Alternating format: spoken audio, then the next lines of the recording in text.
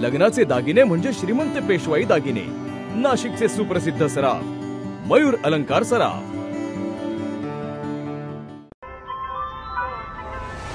ताज्या बातम्यांसाठी नाशिक न्यूजच्या YouTube चॅनलला सबस्क्राइब करा आणि बेल आयकॉनला प्रेस करा।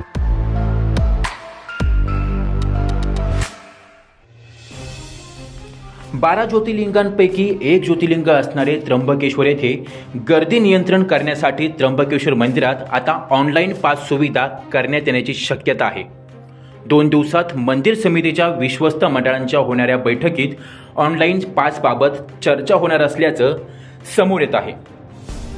तिरुपती बालाजी आणि पंढरपूर अशा मोठ्या मंदिरात सुरू असलेल्या पास सुविधांच्या धर्तीवर त्र्यंबकेश्वर मंदिरात देखील ऑनलाईन पास सुविधा देण्यावर आता चर्चा सुरू झाली आहे।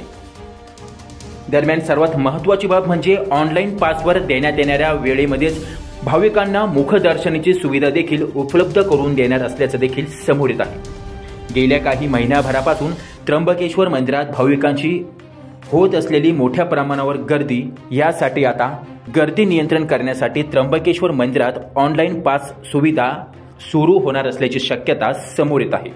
येणाऱ्या श्रावण महिन्यात देखील भाविकांची मोठी गर्दी होऊन याच पार्श्वभूमीवर ऑनलाईन पास सुविधा देण्याची आता शक्यता आहे।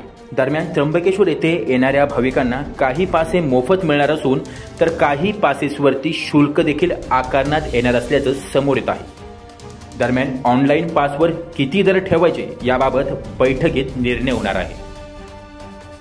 तुषार ठेपले, नाशिक न्यूज, त्र्यंबकेश्वर।